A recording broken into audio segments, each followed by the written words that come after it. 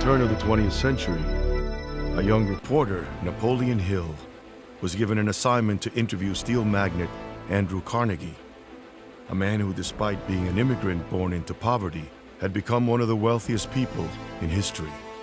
During the fabled encounter, Carnegie asked Hill if he would be willing to dedicate his life to unearthing and documenting the secrets of the most successful people to ever live.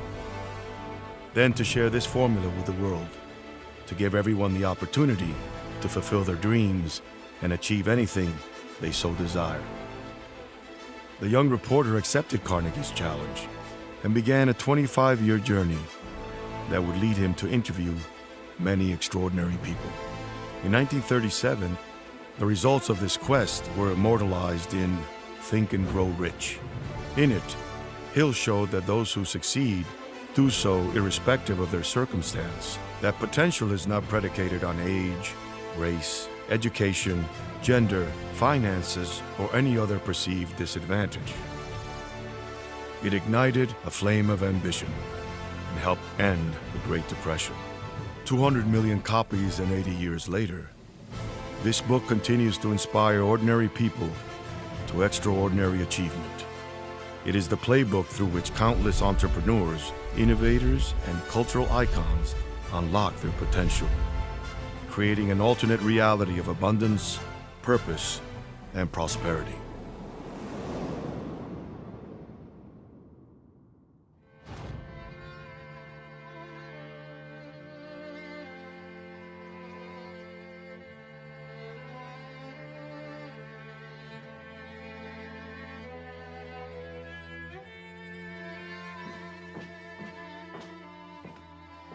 Thomas, why are you not in school?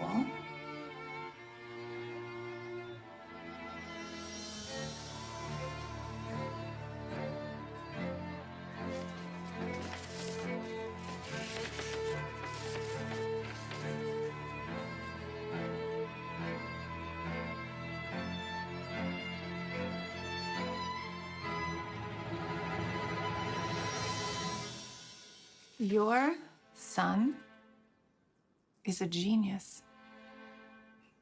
This school is too small for him and doesn't have enough good teachers for training him.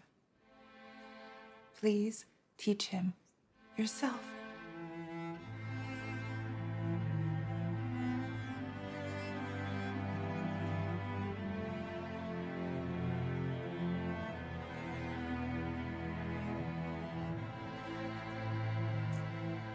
I'm gonna have you read to me today. So here you go. Remember where we left off? I think we were here. So start from there.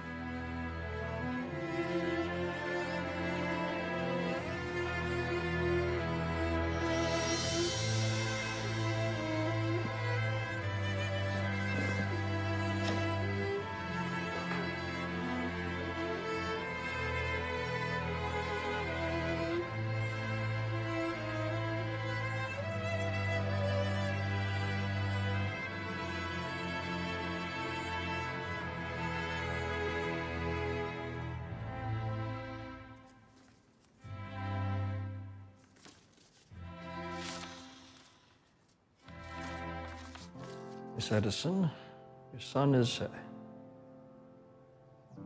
adult. He is mentally slow and unable to think clearly. We won't let him come to school anymore. Sincerely, Headmaster Swell.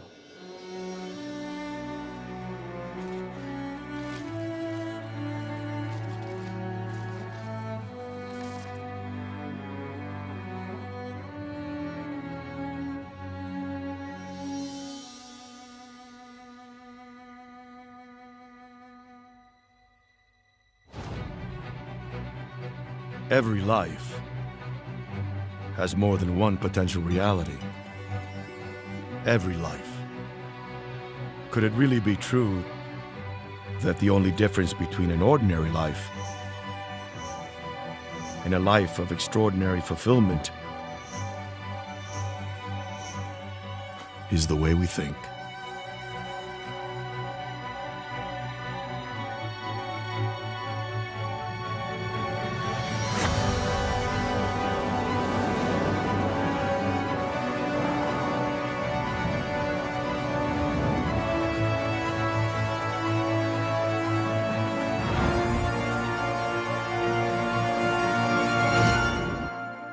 A lot of people relate riches just to money. Riches take in everything in our life. It takes in our health, our relationships, with ourselves, with other people, as well as our ability to earn money. Money by itself is just an idea. Life should be a rich experience. It should never be shallow. Most people live like minnows in the shallows. They got to get out into the deep, and that's what Hill's material is designed to do. The hardest thing to actually master is faith, because faith is the piece that's going to give you the ability to continue through the highs and lows and not just achieve one single vision, but how to apply it to every aspect of your life. Because when you get to that level, you feel like you're manipulating reality. I don't think there was a point along the way of my career where I wasn't seeing myself in a movie of where I was going to be a year out, 2 years out, 3 years out, and I saw it like it existed. You have to not only picture it, but picture it in living color and in great detail. And then, of course, the book teaches you if you could imagine it, you can accomplish it. And I found that to be entirely true. If I could imagine it, I always got it. Think and Grow Rich is relevant because we are always going to have to rely, first and foremost, on our thoughts to be able to move anything in our world. So the concept itself is evergreen. It will last the ages. Every adversity carries a seed of a greater good. Because as a blind person myself, I realized, okay, I got me one big seed of adversity here, and I need to find a greater good, a compensating balance. Success is how you feel about yourself when you look in the mirror. It has nothing to do with what the reflection is. It's, are you contributing to society? Do you feel good about who you are and how you live your life? So if you lived a normal life, what is a normal life? 74, 77 years on Earth? Do the calculus. That only equates to 30,000 days on Earth. Time is not running out, but your life is. You've been chosen, place your fingerprints on life, and make a difference right now. That's what it means to be wealthy. It's about having freedom. Freedom to choose where you want to be, who you want to be with, what you want to do for a living, how hard you want to work, who you want in your life, who you want out of your life. It's freedom. Freedom to have your life exactly like you dreamt it to be and actually make it happen. That's rich. Rich is not just synonymous with money. Rich is synonymous with living. Life is about an expression of spirit. How can I be more artfully expressing who I am fully in a joyous way and accepting life as it comes to me without precondition?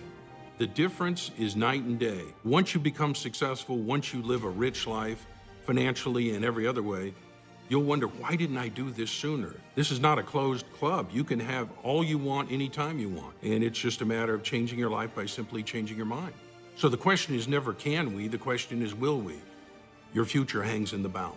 One of my favorite stories from the whole of Think and Grow Rich is the story of Edwin C. Barnes. This is a guy that had absolutely nothing and was really in a desperate place. The story goes of how he approaches Thomas Edison after traveling across the country with nothing in his pocket, literally nothing in his pocket, to go to the greatest inventor probably in history and say, I want to go into business with you.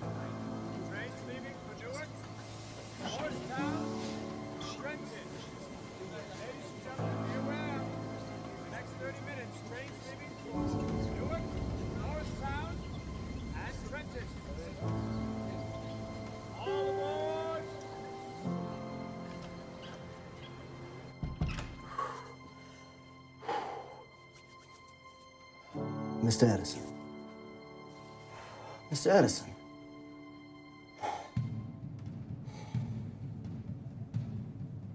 Mr. Edison, I'm Edwin C. Barnes, your new partner. Thank you very much. Thank you. How do you do, sir? Yes, how much for a ticket to Orange, New Jersey? $16.40.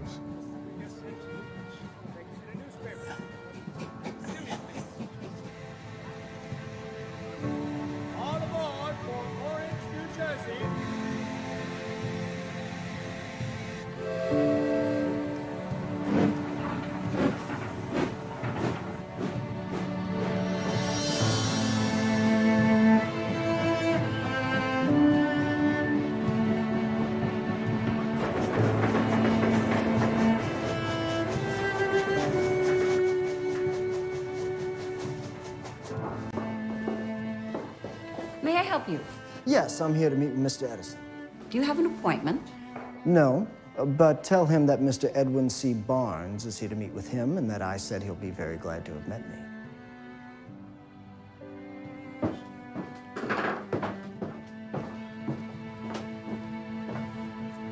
No. Tell them I don't care. We are not buckling. Do whatever you have to do.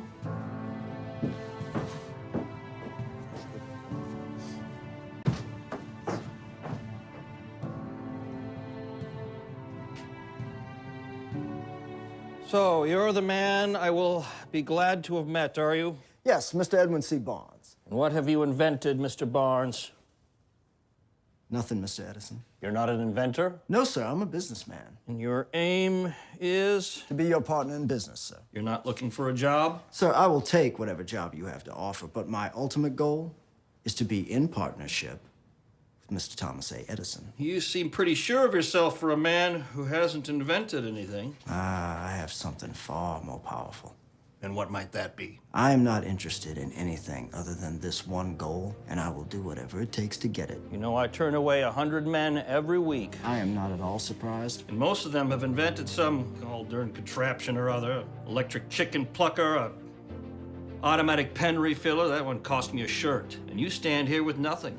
Sir, desire is not nothing.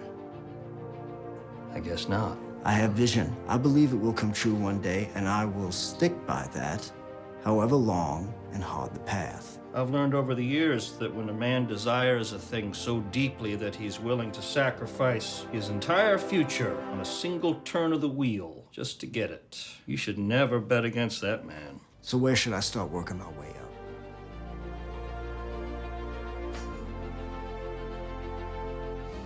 Tell Mr. Burroughs to start you in the stockroom. Thank you.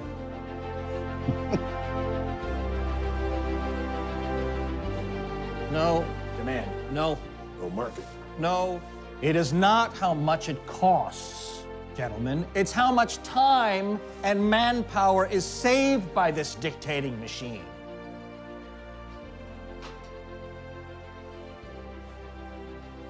I don't think my region's gonna go for it. Your region is New York. Besides, it doesn't save manpower. It saves women's time. And secretaries are 10 cents a dance.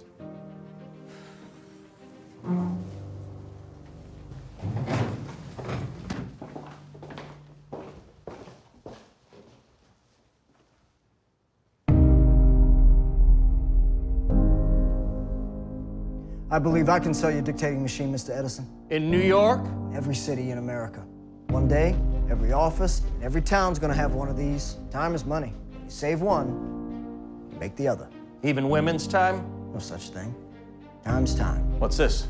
Plans. To sell your invention. This is a marketing plan.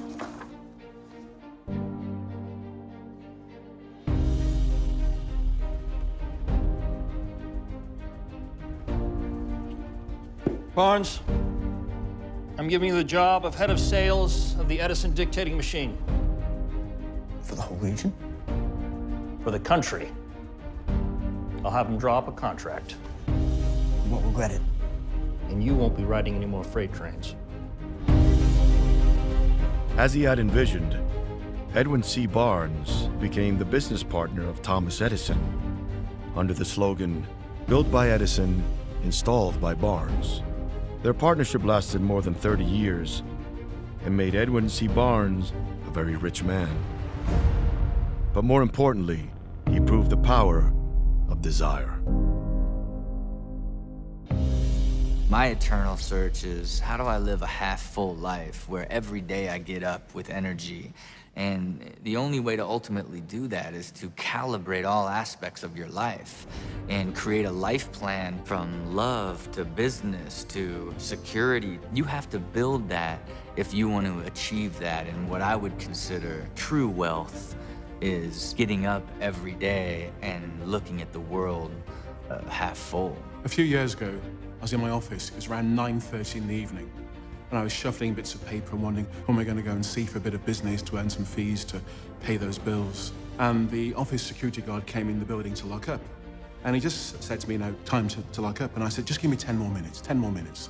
And then he walked away, and I just stood up and went to the filing cabinet and looked at a few files. Who could I call for a bit of business? And he came back again, and I said, well, just give me 2 more minutes. And then in that moment, he asked me a question, and this one question changed the whole of my life. He said to me, what time do you get in this morning? I just, well, 8 o'clock, and then he walked away. But as I stood there by the filing cabinet, I realized, well, I've been up since 6, on the road at 7, in the office at 8 o'clock. It was now 10 in the evening almost. By the time I get home, it's going to be something like 11:15 at night. And I'd done that, not just today, but last week and the week before, in fact, for months, in fact, for years I've been doing that. And being absent from my family, working all these hours, getting absolutely nowhere. And in that moment, I remember standing by the filing cabinet, and I grabbed the filing drawer and I just slammed it. And I said, I've had enough of this. In that moment, I had an idea. And the idea came through me. The idea said to me, what you need to do to achieve your goals is you have to set daily standards and live by those standards. Set standards from who you are, authentically from yourself, and be that person, just one day at a time. I've got my goals, but unless I'm involved and committed to my life on a daily basis, the only unit of time we really have is today, because we're here today. I was one of the worst producers in the company, although I did the most hours. I was about 1200th in terms of new business results. 3 years later, after my moment, the company's 1600 strong, and I'm 28th in the company, working part-time. I'd increased my income by 10 times, working less than half the time that I used to. But my real riches came in my relationships with my wife, my children. I became a better son. I became a better brother, a better friend to all those around me, and I grew rich in relationships and in love. Well, I've been rich and I've been poor. Rich is a lot better, but rich means I don't have to change my time for someone else's money. I can do anything I want because I think it's good and pure and powerful and honorable and significant. I get to do what I want to do. So whether it's feeding people in Haiti or sending 500 kids to college or creating a nice lifestyle for myself and those people I care about, being rich is living life the way you feel you should be and having the wherewithal to do it. The Henry Ford story totally blew me away, and I was able to read it and immediately act on it. I was great at certain things in my business, which I knew what they were: imagination. I was great at marketing. I was great at recruiting, all the outside things, but I wasn't any good at all at reading numbers or understanding finance. When I read that Henry Ford story, I immediately went out and I hired Esther Kaplan, my opposite, as my business partner. She could do financial statements, get the money from the bank, create the systems, do personnel management, all the stuff that I wasn't good at, she was great at. And if not for that story, I don't think I would have seen the light that you can always hire the attributes in the next guy that you don't have yourself and build an empire on their know-how versus your know-how. And that made me really, not only smarter, but set me free.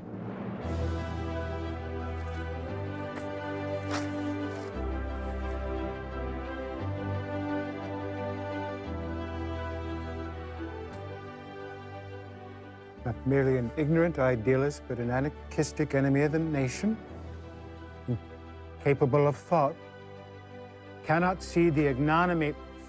Get me Landers. Did you see it? It's libel. I'm going to sue the Chicago Tribune for $1 million. On this day in 1919, the whole world was watching to see if Henry Ford could prove that his success was not by chance. The only question was, would he succeed? Mr. Ford, is today the day? How does it feel to be the voice of a common man? Mr. Ford, what do you think? Who do you win? Your Honor, since the case for libel rests on the determination as to whether what the Chicago Tribune printed was true or not, defense would like to call Henry Ford to the stand for a demonstration as to whether or not he is an ignorant man. Very well, Mr. Ford, you will take the stand. I can't believe he's getting up there. I heard on the radio last night that it basically is going to be done in maybe a few minutes. Do you solemnly swear to tell the truth, the whole truth, and nothing but the truth? I do.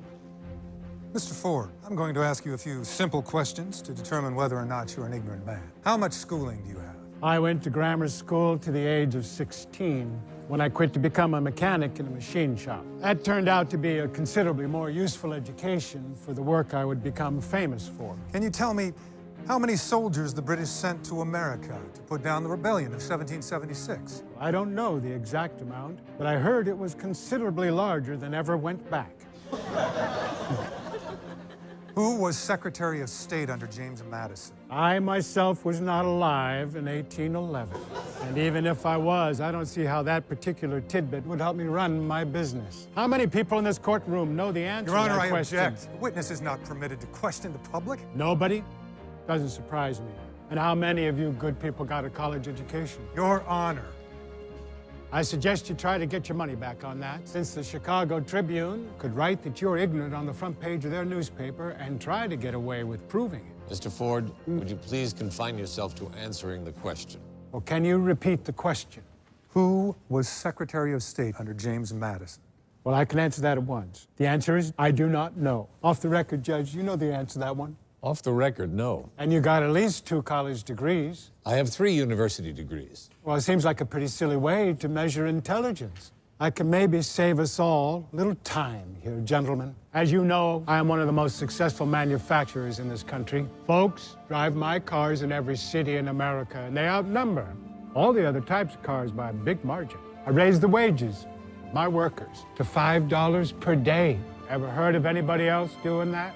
If I don't choose to clutter up my brain with general facts and tidbits of historical knowledge, well, I don't have to. As I have a row of electric buttons on my desk, I can push any one and have at my elbow an expert in every branch of knowledge who are on my payroll. Does that sound ignorant to you? The witness is trying to take over this trial again, Your Honor. I move that he be found in contempt of this court. Motion denied, Mr. Jensen. I think we're about finished here. I am almost finished here, Judge. I want to ask one last question. Do you think an ignorant hick tripped in a junkyard and accidentally invented the internal combustion engine-powered automobile? If you think that, I suggest you try making one at home from scratch. Then we'll compare it to my creation and see whose looks...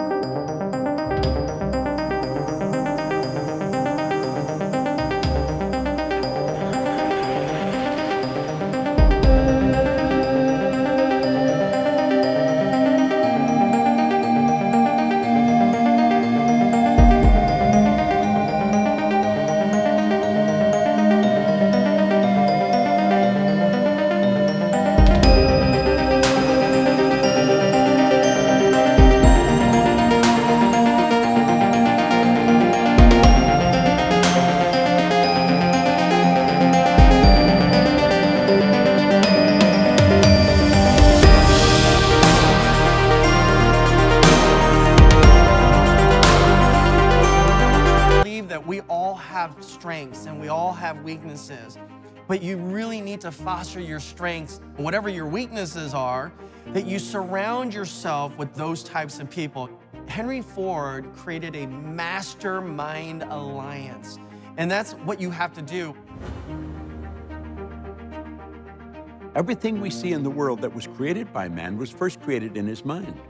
It's like Van Gogh said, I dream my painting, and then I paint my dream. We have to understand that whatever Rembrandt or Van Gogh used, we have available to us. This book changed my life. It was August 18, 2006. I'd been practicing law, and a friend invited me to a management seminar. And I remember arriving on the Friday night, and I'm in the seminar room, and it was such a transformative evening that I could tell you exactly where I was sitting. I could tell you what I was wearing, and I could tell you what the speaker that came out on stage was wearing and what he was saying. And, well, it was Bob Proctor. And he had the book Think and Grow Rich. And he was talking about the lessons he had learned. At that time, I guess it was about over 45 years. He's now been studying the book for 55 years. He said, when we're born, we're risk takers. We're just naturally risk takers. We want to get up there. We want to walk around. We want to learn to run and learn to do things. And then as we grow older, we're taught to play it safe, stay in the comfort zone. He said, most people tiptoe through life, hoping to make it safely to death. And I remember it was like a bucket of ice poured over my head, and I thought, oh my God, Am I living the life I'm meant to live? And he kept saying, what do you want? What do you really want? And something inside of me woke up and it was like, there is a greater purpose for me. I'm physically in the seminar room, but my mind is flashing through the boardrooms and executive offices. And I started to see this program. I started to see the design of the program, what it would be called, Thinking into Results. I could see it on a Fortune 50 executive's bookshelf, and I could see the executives coming up to me and saying what a big impact it had on their life and their family's life and their entire company and community. And I remember walking out of the seminar room on the Sunday evening, and I said, I don't know how, but I'm gonna do this.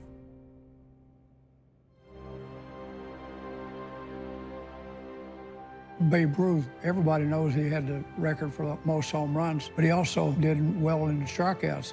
One time he was asked by a sports reporter, said, Babe, what do you think about when that pitcher strikes it out? He said, I'm starting to feel sorry for the next one I face because it's time for another home run. So he didn't concentrate on the strikeouts because often he'd strike out several times in one game. But he also, a lot of games, he hit a home run with somebody on base and won the ball game. So only the success is what counts. But we can lose focus by counting on where we didn't succeed and not enjoy and progress on what's been successful for us. When I first saw the book Think and Grow Rich, it reminded me when I told my mom at 16, I'm gonna get rich. The mentality that really makes the difference is action. It's not intelligence, it's not connections, it is action. I've never thought I was limited to this, the cranium or 5'8", or a body. He was really confronting the spiritual being, not the physical body. Thought is not a physical thing, it's out here, right? I've just been lucky enough since the age of 25 to be interested in my personal development and getting rid of limited thinking so I could have and create and move toward abundance and prosperity and freedom, real freedom. You're free if you create freedom for yourself. And that first starts with the ability to think freely. So people always ask me, is there a way to change a negative thought to a positive thought? And the answer is no. You're out of luck. You can't do that. The only way you can change a negative thought is with a positive affirmation, when you say your goals out loud. So the moment I have a negative thought, I say my goals out loud, and then the negative thought goes away. Mary Kim Titla, who is the National Executive Director of United National Indian Tribal Youth, she and I have worked together with Native youth now for 20 years. And a few years ago, she said, would you come and speak to my son Bear's 8th grade football team? Because they're getting killed, they're getting demoralized. They lost 48-0 yesterday, they lost 38-0 last week, 28-10 the week before, it keeps getting worse. I said, sure, and I drove down, it's about an hour and a half. It's literally the land of Geronimo.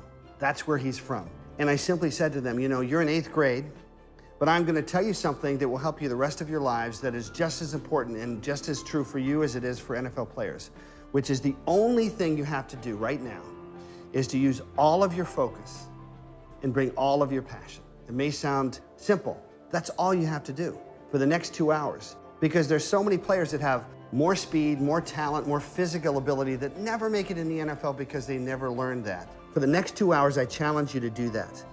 In the first 11 plays, and I have witnesses to this, they scored 3 touchdowns. They won the rest of their games. Mary Kim told me they didn't lose another game. And then 3 months later, she calls me up and she says, 16 of those 22 young people are on the basketball team, and they just finished the regular season undefeated. Now, that wasn't my power. It was simply helping them see the power they had.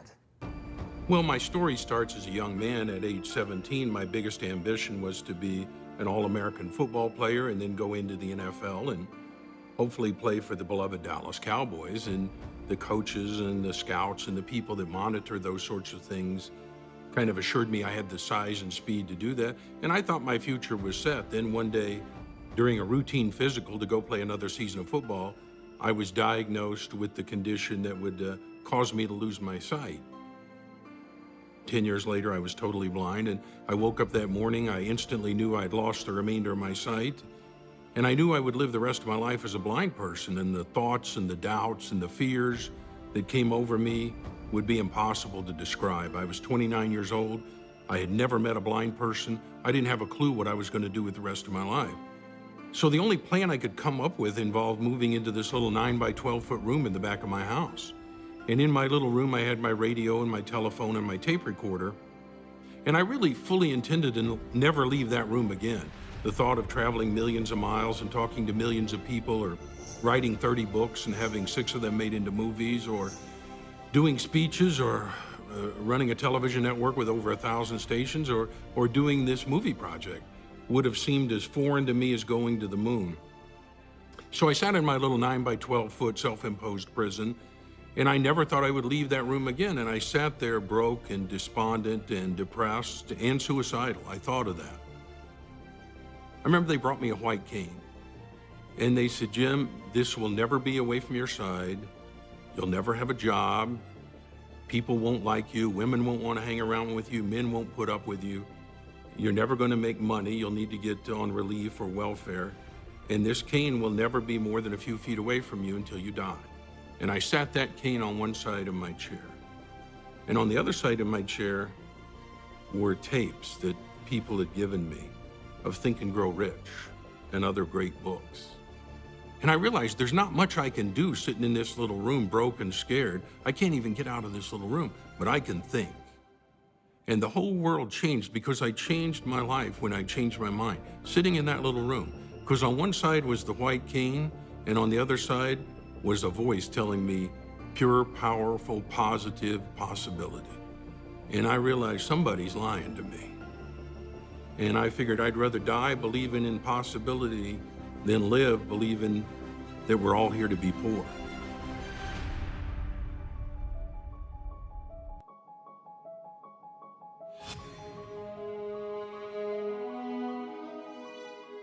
Well, some people don't believe in the law of attraction, but I've proven it, I've seen it scientifically, and therefore it exists.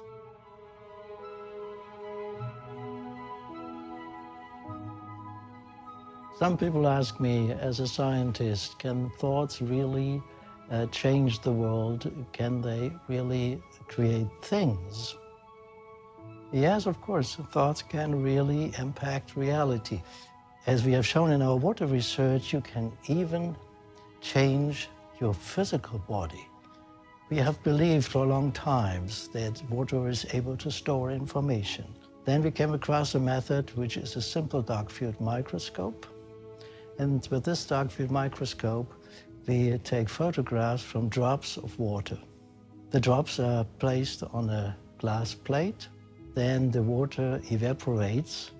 You expect probably on this glass plate a random picture, but this isn't a random picture. The structure in this picture depends on the information which has been in the water. So basically it depends on what the water has experienced in the past. And then we impact thoughts, special thoughts. For example, please build a center, you drop. The experimenter influences the pictures we see. A person does not touch the water. The water is in a syringe, and if you have your strong thoughts enough, then we see after evaporating that a center is built in this drop. This is a transition from the spiritual to the physical world. And in this transition, we pass the state of form. Thoughts are feelings. You have good thoughts or you have bad thoughts. And for example, if you have a shock, if you have a bad emotion, then you will see that afterwards, all the drops you made are not the same as before. These drops are totally changed. These drops are really unstructured. You realize that you are what you think, and you create your surrounding as you are. And I think this is the most important thought.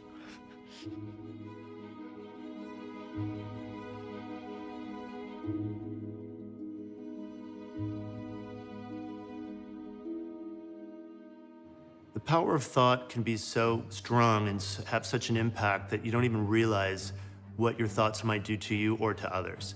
It was sometime in the late 80s. I was living in La Jolla. It was during a very severe drought in California. I had heard on the radio that the reservoirs were so low that there was no drinking water for animals who would visit these reservoirs, and animals were dying, and I thought, well, this sounds like a good cause. So we thought we'd make t-shirts and bumper stickers, because back then you didn't have social media and other ways to promote things. It was very old school. And we wanted to have this name called Think Rain. So Think Rain was this idea we had, and we were gonna use it to create awareness about raising money and also maybe even get people to think about the necessity to conserve water. I called up Sacramento from Southern California, and I said, how long does it take to get a statewide trademark? Really? And they basically said, we'll send you the application. That'll take probably 2 weeks. You can fill it out, send it back. But I don't really have that much time. You know, in my mind, it was an emergency. I decided we were doing it, and I wasn't gonna wait for paperwork. So we got in the car, my friend drove, and we had a pad of paper, and I took a pen and I scribbled on it really thick, Think Rain. And as soon as we got on the freeway, the first car I held the sign up to, without even realizing it, was a station wagon full of nuns. And they were like, you know, bless you, you know? So we began to flash every single car we saw through the whole state of California on our way from Southern to Northern California to go to the state capitol to get this document we wanted to secure ownership of the name. I don't know how many people we flashed. It must have been, I don't know, it could have been 1,000 or more. And every person was like, yeah, Think Rain, that's a great idea. And so as we pulled into Sacramento, I remember going under this underpass, and as we went under it, there was like a drop of water that hit the windshield, and I thought, is that like just condensation? What was that? So we pull into the Capitol, and we go into the Secretary of State's office. Look, her schedule is really full up today. I'm sorry. It's really important that we get our trademark done today. No, you have to submit it, and the Secretary of State will review it, and we'll send it back to you. Is there anything you can do to just get 5 minutes? I promise, that's all it'll take. We told her what it was about, and she goes, well, just a minute. And she comes back about 10 minutes later and says, the Secretary of State of California, March Fong Yu, will see you now. And we're like, really? This is about bringing awareness about the terrible drought that's been going on in California. We believe that Think Rain can be something that people can start thinking positively about and putting their energy towards to stop this terrible drought. That's why we wanted to see you directly. And you believe this will make a difference? Madam Secretary, you can see outside your window. The drought is affecting everything.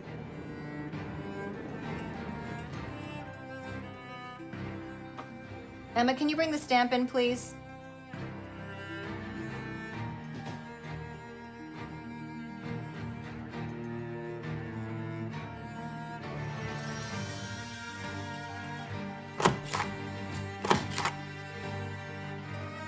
Go make history.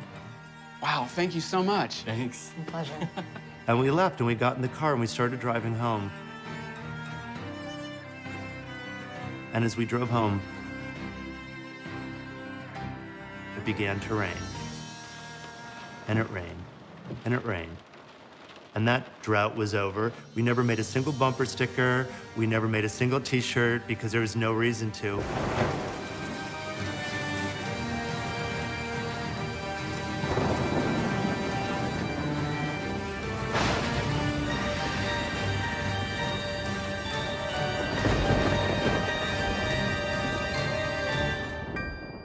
Once you say, yes, I'm going to do that, and you make that definite decision, the world starts to change because your mind, the greatest gift we've ever been given, will start looking for ways to make your dream come true instead of looking for excuses, which is how you live until you have a definiteness of purpose. I grew up in Ohio, blue-collar family, one of 6 kids. My father was a bartender, and he had a desire to own his own business.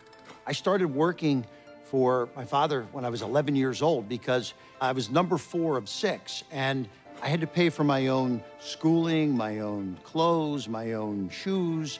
He was successful as an entrepreneur, but by the time I got to number 4, children-wise, there wasn't a lot of money to go around. So I bought the book, Think and Grow Rich. And wow, did that give me a jolt of lightning.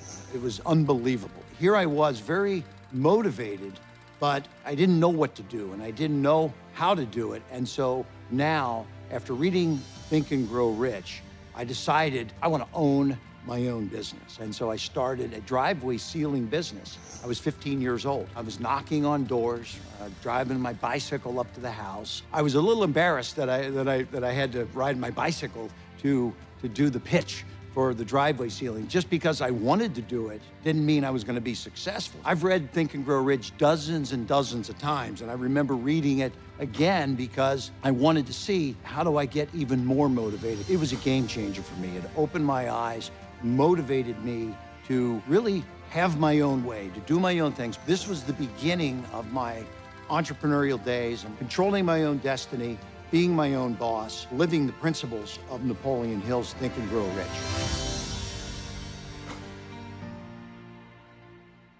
For as long as I can remember, I've been an athlete. When I wasn't training, I was reading about it. When I wasn't reading about it, I was thinking about it. It was my life. In fact, my nickname was Janine the Machine because that embodied the sort of person I was. Well, I found myself as a member of the Australian ski team, and my goal was to represent my country at the Olympics, to really put Australia on the map as a force to be reckoned with. That was my dream, and nothing was going to stop me. Then on one warm autumn day, I set out on a training bike ride with my fellow teammates. We'd been on our bikes for around 5.5 hours when we got to the part of the ride that I loved, and I got up off the seat of my bike and I started pumping my legs, and as I sucked in the cold mountain air, I could feel it burning my lungs. And I looked up to see the sun shining in my face, and then everything went black. My body was consumed with pain.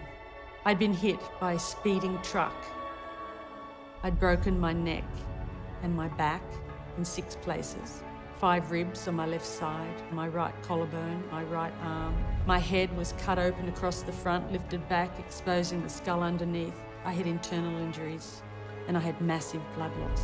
One part of me was in intensive care, excruciating pain, and the other part was detached and pain-free. I spent 10 days between dimensions, and I was given a choice: to stay in this spiritual dimension or to return to my broken body.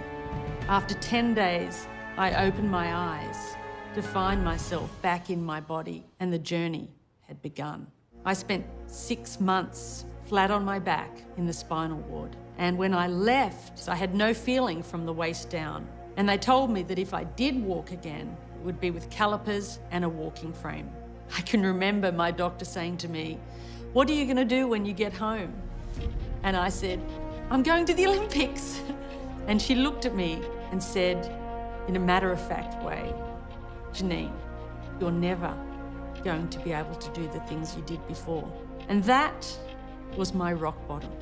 And the only way that I was going to move forward was to let go of the life that I thought I was supposed to have. And when I made that decision, my whole life changed. I realized that even with my broken body, Janine the Machine was still alive. Sometime after that, I was sitting outside in my wheelchair in my plaster body cast, and an aeroplane flew overhead. And I looked up and I thought to myself, okay, if I can't walk, then maybe I can fly. That moment changed my life. In my plaster body cast and a pair of baggy overalls that my mother bought me, my friend and my mother drove me out to the local airport, and they lifted me into a light aircraft for the first time. Everybody thought I was crazy, and I remember sitting in the cockpit and wondering how on earth would I ever be able to do this? But I had a dream, and the instructor that was next to me took off and allowed me to fly that day with my hands. And I thought to myself, I can do this. I am going to learn how to fly. There was something burning so strongly inside me that nothing could stop me. A burning desire is an inner candle, an inner flame that can never be extinguished. And no matter what may go before you, come hell or high water, you are going to bet your existence on this burning desire. And if the cynics come, and the doubters come, And the negative, toxic people come, you will use their cynicism, you will use their doubt to propel you forward. Arguably, one of the most impactful and inspiring stories and profiles in my book, Think and Grow Rich, A Black Choice, centers on Mary McLeod Bethune.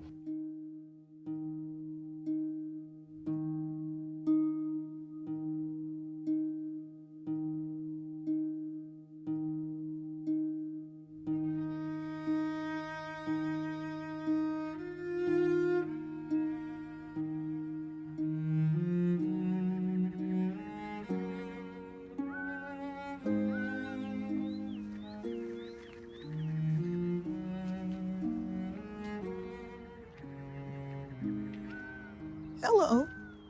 Are you here for school? Yes, What's your name? Mary McLeod.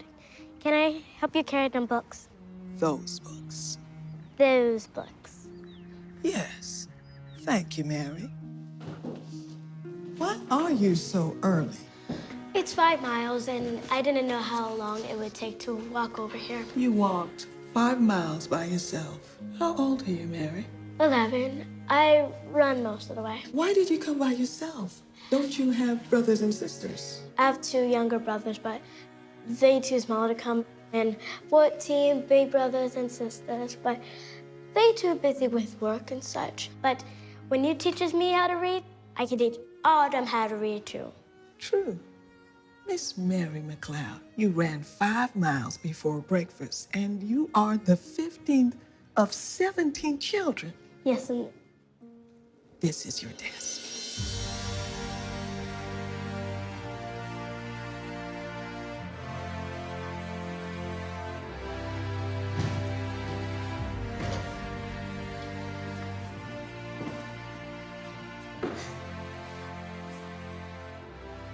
And this is your first book. but I can't read it. I don't even know its name. You will read it. This is the best day ever, better than birthdays and Christmas and all them other days. In 1904, with only 6 students and desks made out of discarded milk crates, Mary McLeod Bethune started her own school for girls. In 1931, she became president of Bethune-Cookman College, and shortly after, she was invited to the White House by President Roosevelt and First Lady Eleanor. Right this way, Miss Bethune. What an honor to meet you. The honor is mine, Mrs. Roosevelt. You know, you were the president of a college when there was hardly a woman college president anywhere in the world.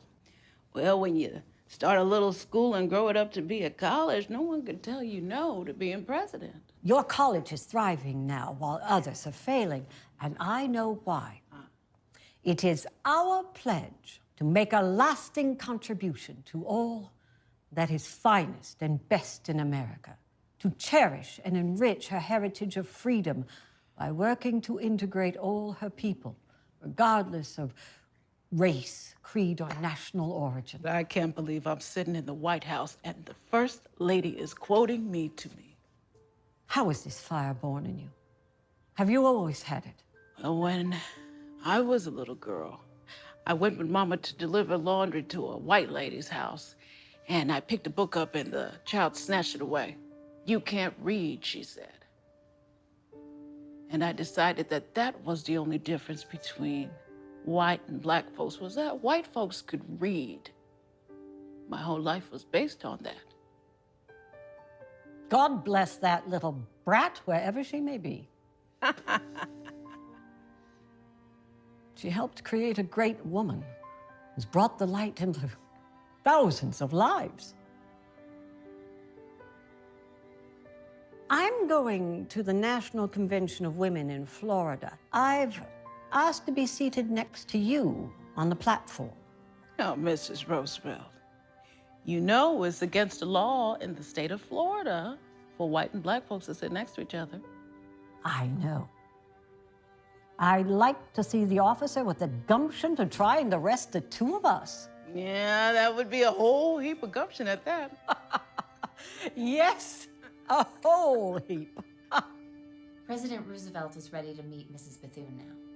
Oh my, oh my. Christmas and birthdays all rolled into one.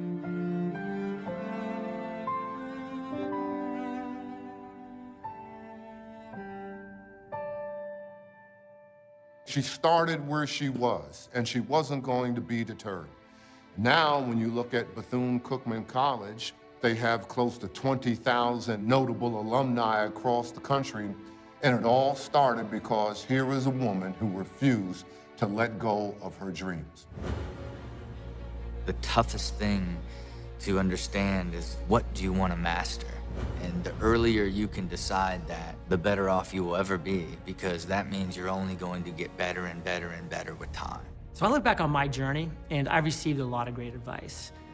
But the best advice that I would give would be, if you want to be, do. I love that piece of advice because it's simple, it's direct, it's to the point, and it's why I'm a success. I wanted to be a podcaster, so I had to do podcasting. If you want to be a writer, you have to write. If you want to be in music, you have to sing. I mean, it's just that simple. And people try to complicate things. They try to put all these barriers and struggles in front of them. The reality is, if you want to be something, just wake up and do that thing. Put in those 10,000 hours. Now that I've interviewed over 1,400 entrepreneurs, I'm getting pretty close to my 10,000 hours. But if I look back at hour 10, I was really, really bad. If I look back at hour 100, I was okay. If I look back at hour 1,000, I was getting good. And that's the process. So if you want to be X, do X. It's really that simple of a process. Dreams are the spark plugs of the spirit.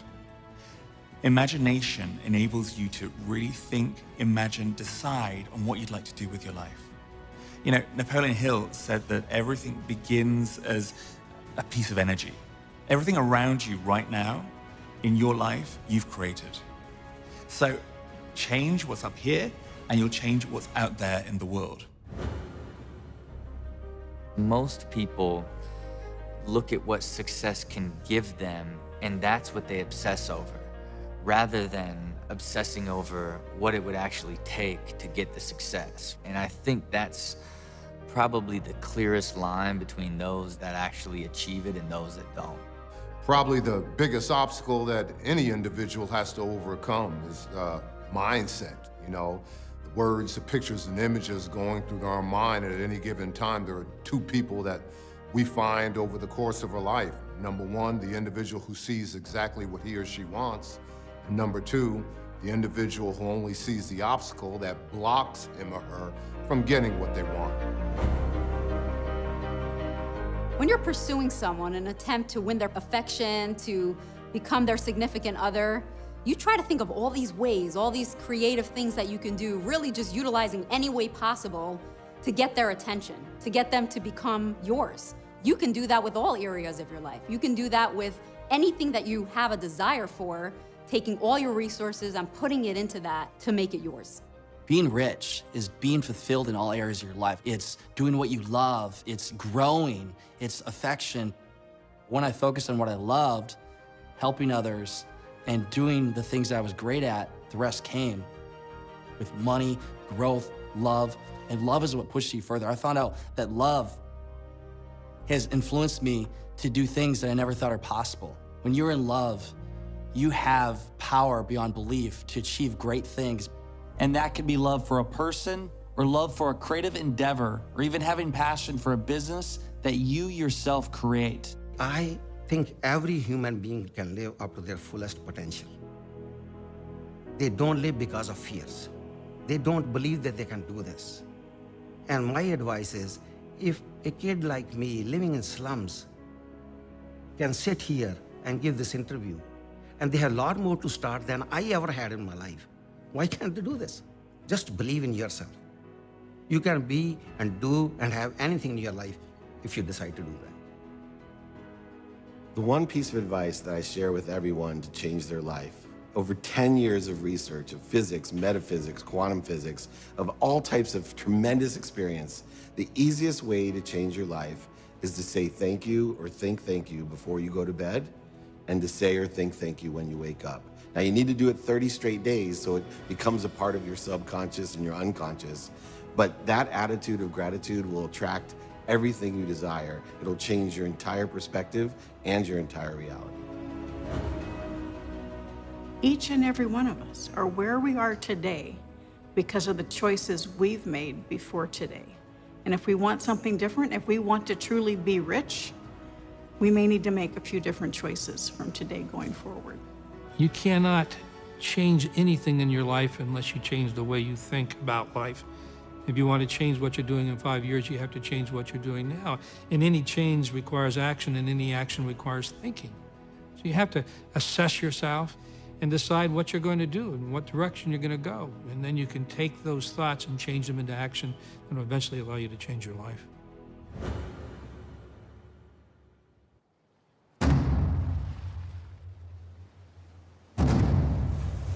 There is a legend of an ancient commander. He ordered his men ashore, leaving only one single sentry aboard each of his ships. His soldiers were about to face an army that far outnumbered his own. But the commander knew that fear itself was the greater enemy. It was his belief in their courage that inspired him to act, that inspired him to remove even the possibility of retreat. My men have courage in their hearts. Victory lies within them. How can I unleash it?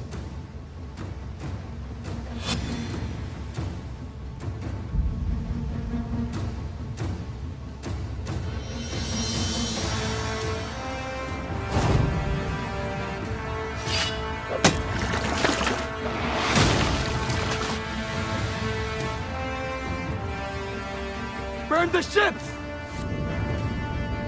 Burn them all!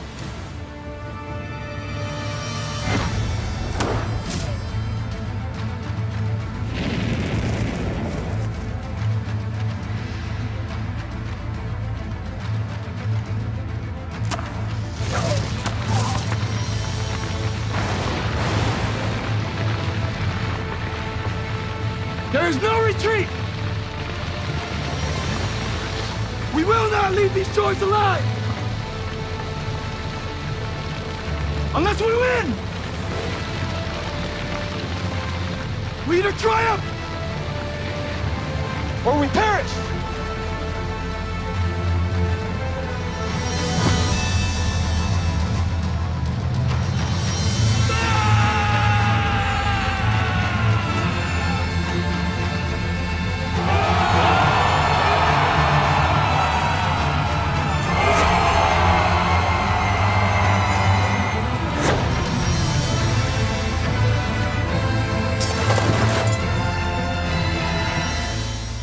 Win, they did. Each person who wins in an undertaking must be willing to burn their ships and remove any chance of retreat. This is essential to succeed. When you read this book, Think and Grow Rich, it really hits you hard when you think about the story of burning the ships. There is no other option. There's no backup plan for this. It's either do or die. And that's exactly what my parents did. Imagine coming to a foreign country, you don't even speak the language, and then you come to this country with a suitcase with a few pairs of clothes, and then you land right here somewhere in Los Angeles, California. Most people don't even understand the sacrifice. They leave everything behind, and we would sit there and ask our parents why they work so hard, why they work 2, 3 jobs. They're always on call. You know, they had pagers, and some of the millennial this day and age don't even know what pagers are. Now, I remember my mother always saying to me that we did not come to this country to screw up this opportunity. When I first started in business, I needed money. I couldn't help other people until I could help myself first, right? I mean, I had to make sure that I put food on the table, that I had a roof over my head, that I actually had a vehicle that would be able to take me from point A to B. And even that was a big deal because I had a car. I had a 1967 Volkswagen Bug, you know, and oftentimes I was just can you just get me to point B? And I would be sweating going from point A to point B because my car didn't even have an air conditioner in it. And even to roll down the window, it took two hands to do it. I mean, literally, I put one hand on the window, one would go on the little, the handle to roll down the window, and I would roll down the window like this, because if I just did this, that window went slamming into the door panel, and it would take two hands, people on both sides of the window trying to push it back up. And so I wanted a nice car, you know, and you see all these people that have nice cars, and I always wanted to know, what is it like to have a nice car? Maybe Think and Grow Rich means to buy the nice cars. Well, I got the nice cars, and then I thought, well, maybe Think and Grow Rich means to have a beautiful home. And so I went and got a nice house. And it's a beautiful home, and my family's there. I've got so many people that I know that have a lot of money, but they're not that happy. And then I've got a lot of people that they don't have a lot of money, and they're also unhappy. So what does it take? Is money gonna make people happy? I mean, money can certainly make people, you know, make their lives somewhat easier, but I'm not quite sure if it'll make people happy. And so thinking and growing rich, I think what it means at the end of the day is to be happy, you know, in every aspect of your life. One of the toughest times in my life was 1986, and I got mixed up in a shopping centre development that went terribly wrong. And I was facing bankruptcy. I got no money, I've got 3 young kids, I got a house mortgage. And I recall one night at 3 a.m., I got down on my knees in my study and said, if I do this, this, and this, we can just keep our family home. It was that bad. Napoleon Hill says, the defining moment can be the darkest day in your life. You need to take the focus off how bad it is for me to what can I do to change it. I wrote a plan and I started doing something. But I had this urge to share what I'd learnt with other people. And that led me to write a book called Making Money Made Simple. And I wrote the book, and that book became the biggest bestseller in Australia's history. If I hadn't lost the money in the shopping centre, I wouldn't have written the book, and my life would have been much less than it's turned out to be. For me, it was faith that pulled me through. It is not a book that you read once. You literally have to use it as a tool and read it every single year for the rest of your life, because you have to master the principles, not just know what they are. Because if they don't all holistically work together, you actually won't achieve anything. You'll be spinning your wheels in different principles and not fully understand what it actually means to achieve that sixth sense. Because when you get to that level, you really believe that you are creating your entire existence because you have mastered all of the steps that allow you to not just achieve one single vision, but how to apply it to every aspect of your life to create a reality, you know. And I would say very few people ever get to that stage or fully even understand that that's even possible. Anything the mind can conceive and believe it can achieve. I have people continually coming up and saying, I just have a difficult time believing I can do this or that or whatever. When I set a new goal, I have difficulty believing I can do it. You come to believe. You don't start out with belief. I don't start out with belief. When I set a goal, I don't believe I can do it. Intellectually, I know I can do it. But in my heart, no. So you know what I do? I just keep repeating it. I keep repeating it over and over and over again. I turn it into a song.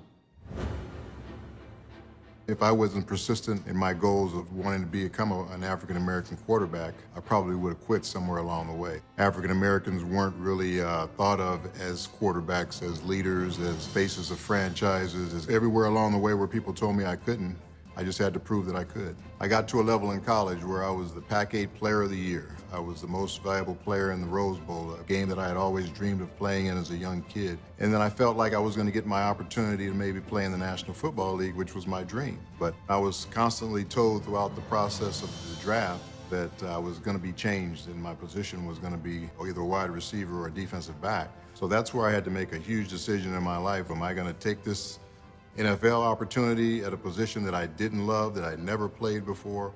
Or do I want to go and play in Canada, a country I've never been to, but they were going to give me the chance to play quarterback? I'm having a great career up there. You know, we're winning championships. I'm winning MVP awards. But in the back of my mind is, how good a player am I? Could I play with the best? So that's one of the things that motivated me to come back to the National Football League, was to see how I measured up against the best players in the world. And I answered a lot of those questions, and I answered a lot of that doubt by being able to come back and play at a high level.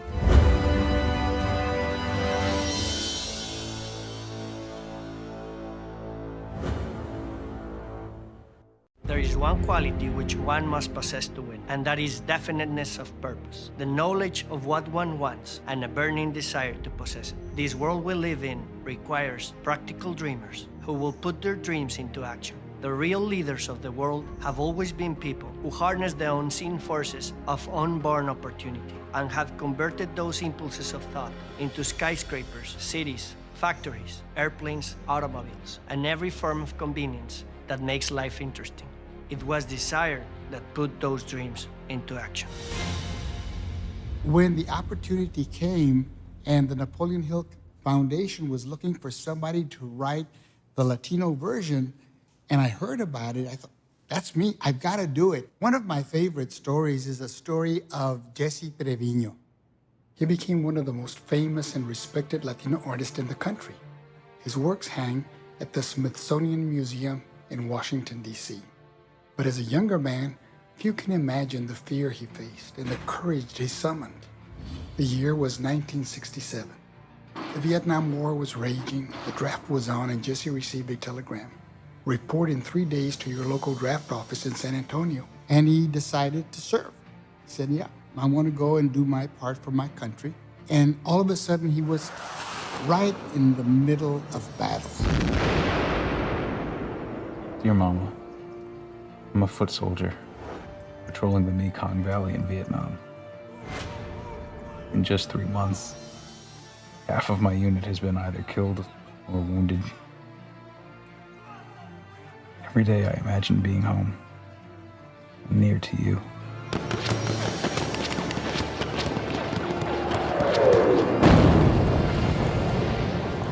So much pain in a place that is so beautiful.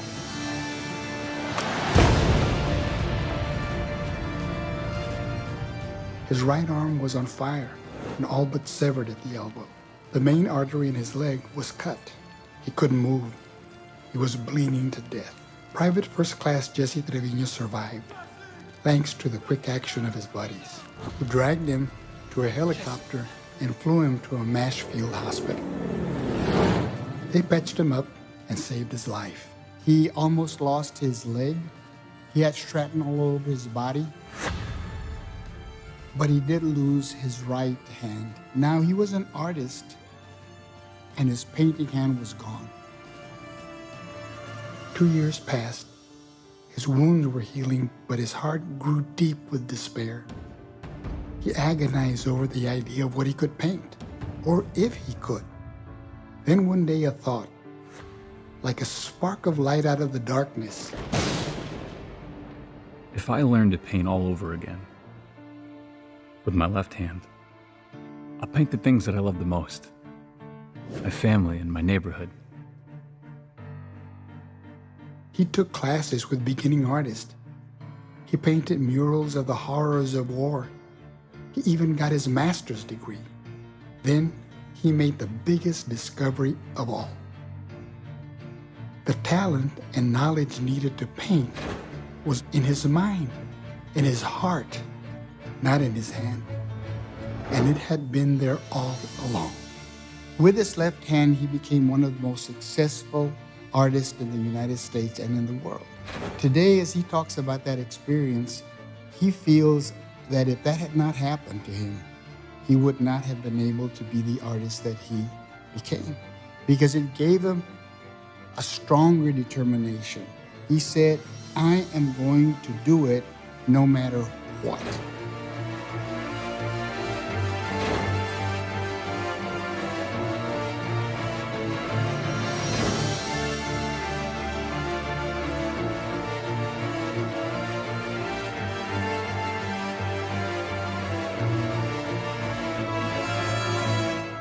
people set out with a great desire to accomplish what they want, but they get tripped up along the way, tripped up by obstacles. So I think every hugely successful person I've met has extreme desire.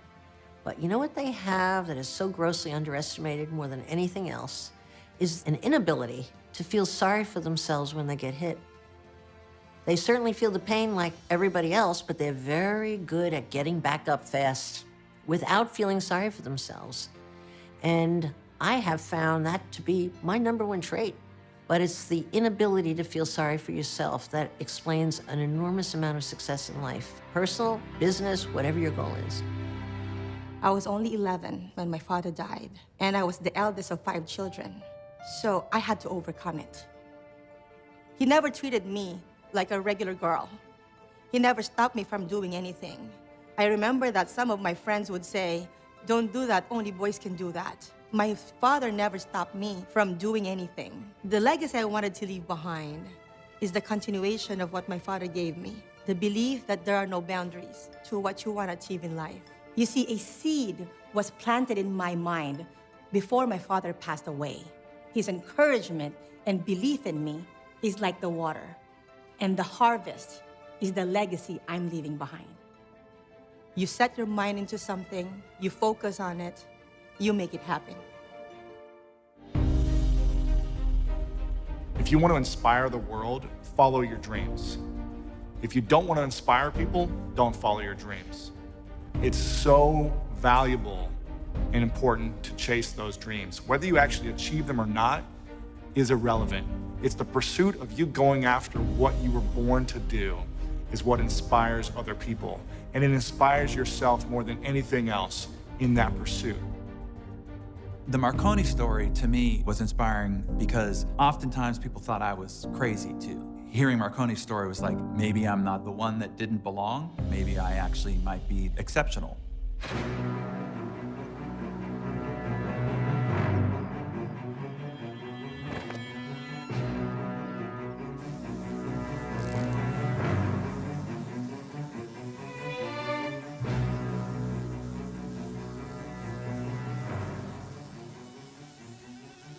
Mr. Marconi?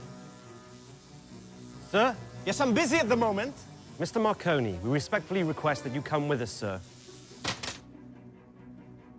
I couldn't possibly. I'm right in the middle of... We have papers that give us the authority to take you... Papers? Are you from the government? No, we're... From the military? Ministry of Defense? No, sir. Thank God for that. We're from the hospital. What hospital? St. Albans. There must be a misunderstanding. Isn't that a mental asylum? Yes, sir. If you would just come quietly, I'm sure we can straighten this out later. On whose authority? The hospital is called by your friends. Friends? Acquaintances, perhaps? Concerned for you. And on the gossip of idle, ignorant troublemakers... If you'll just come with us, sir, I'm sure it'll be straightened out. I will not come with you.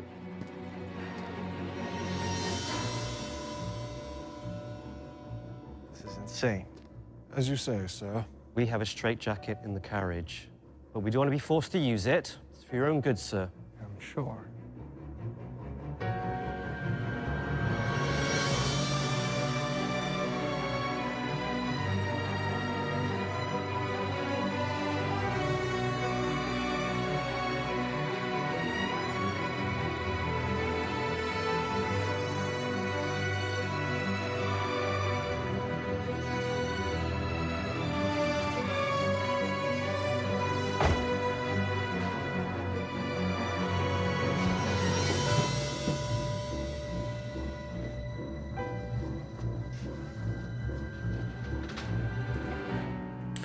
Mr. Marconi, I am Dr. Fielding.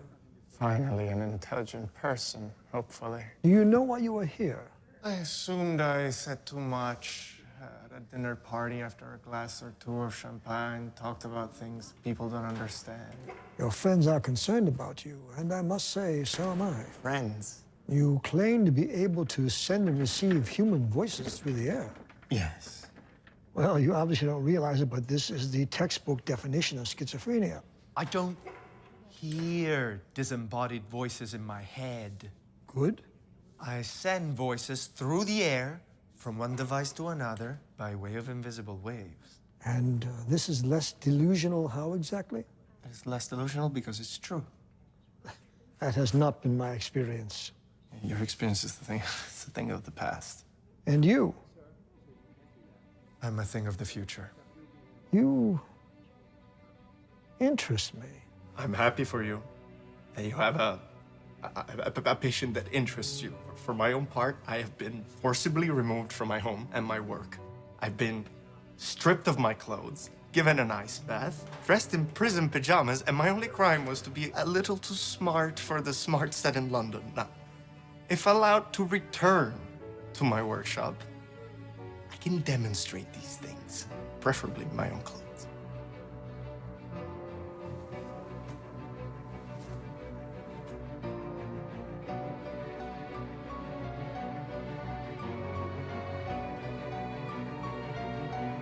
Come with me.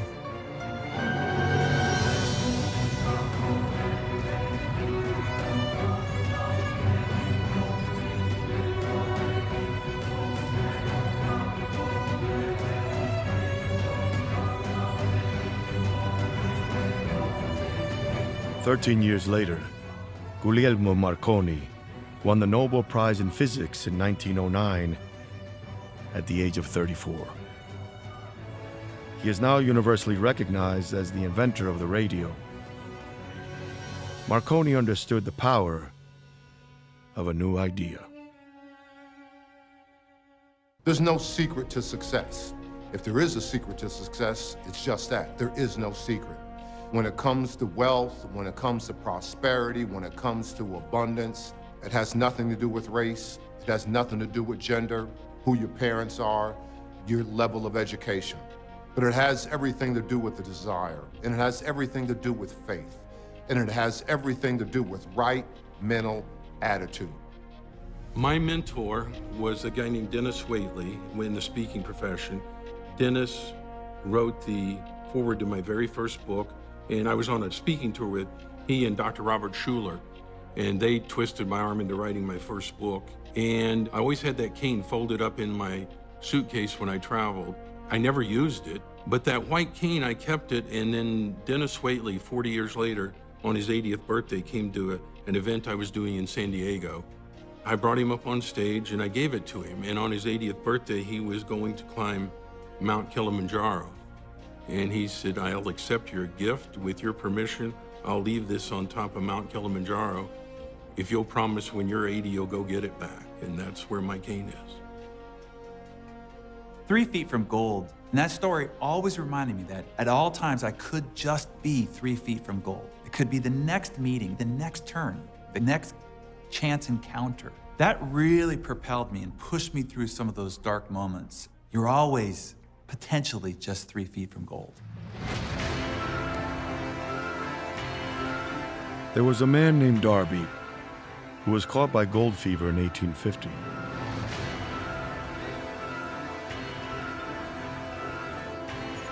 He staked a claim and went to work.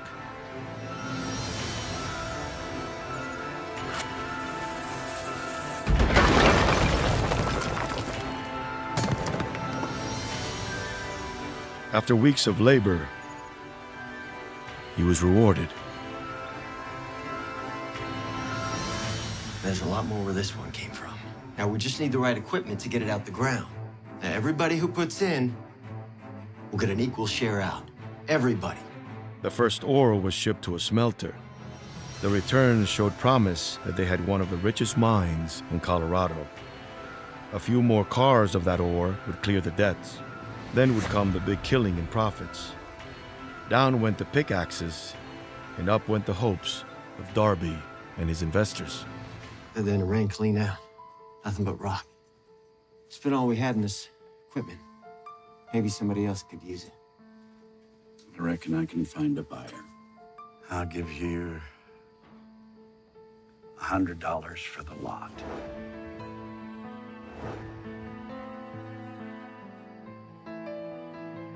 Okay.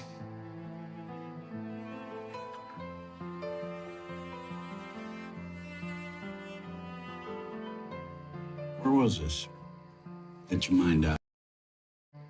This particular junk man had an eye for opportunity. He called in a geologist to do a little calculating. By my reckoning, this mine failed because that fella Darby was not familiar with fault lines. When the earth shifts, the vein can jut over a few feet. A few.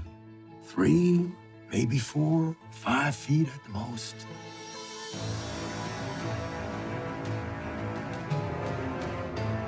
And that is exactly where it was found. The junkman took millions of dollars in ore from the mine because he knew enough to seek expert advice when encountering an unexpected obstacle.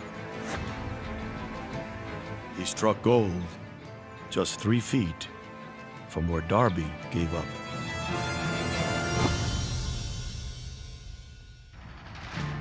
When Darby heard about the riches he might have earned had he not quit, he made the most powerful decision of his life. He promised himself to never quit again in his new line of work. As an insurance provider, he became one of a small group of fewer than 50 people who sold more than $1 million in life insurance annually.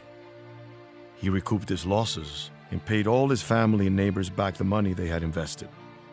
He also discovered that desire itself can be transmuted into gold.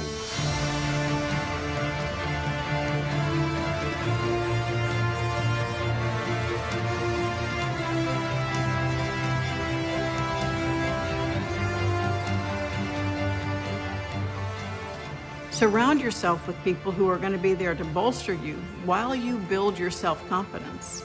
Have people on your team who are strong where you are weak. Have people on your team who want to support you, have been where you want to go, mentors that will open the door for you. That power of association is so strong. Everyone's still searching for that sense of power. And the first and most powerful way, literally, to do that is help someone else. And Napoleon Hill's vision is that happiness is absolutely created, not through riches, even though it's in the title, and it's confused a lot of people. The richness is in giving happiness to other people, giving that sense of power to them that they can influence others. And by influencing others, simply by making them feel valuable, important, unique. Now they've reaffirmed their own purpose, and now they realize their power was always there in the first place. You are the defiant human spirit. And when you connect with that, you defy the things that hold you back from being all that you can be. The biggest dream you ever had in your life is alive and well, and we all have those big dreams, goals, passions, callings, things we want to do in this life.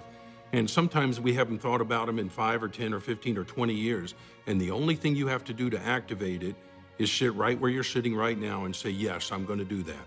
I don't know how to do it, when to do it, where to do it, who to do it with, but once you say, yes, I'm going to do that, and you make that definite decision, the world starts to change. You've been born an original, don't die a copy. There's nobody else like you. There's only one person that walks like you, has your handprints. Nobody has eyes like you. Don't be a discount version of yourself. As you dig into Napoleon Hill's work, what you're really digging into is who you are. And who you are is so big. I have studied it every day for 55 years, and I think I'm just scratching the surface. Do yourself a favor and really begin to think. That is Napoleon Hill's legacy. That is your opportunity.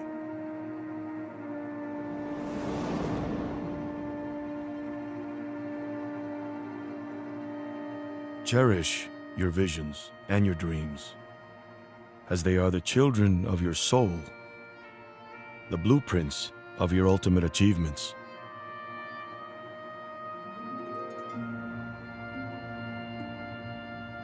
Create a definite plan for carrying out your desire.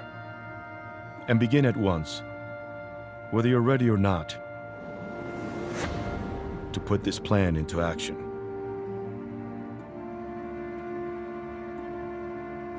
Every adversity, every failure, every heartache carries with it the seed of an equal or greater benefit. Do not wait. The time will never be just right.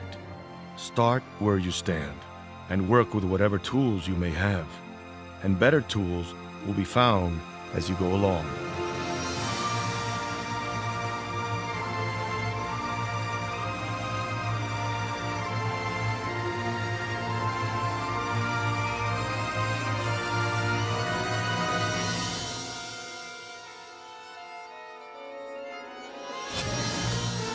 Desire is the starting point of all achievement.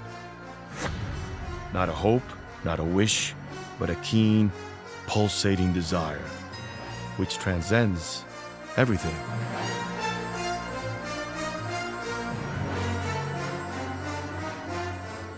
The oak sleeps in the acorn. The bird waits in the egg. And in the highest vision of your soul, a waking angel stirs. Dreams are the seedlings of reality.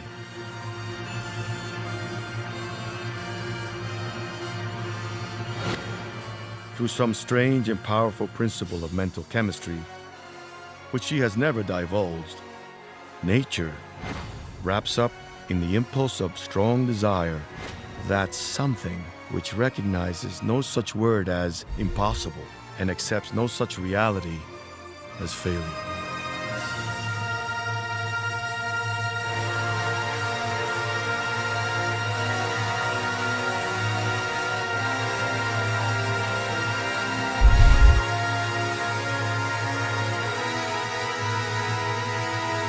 Whatever the mind can conceive and believe, it can achieve.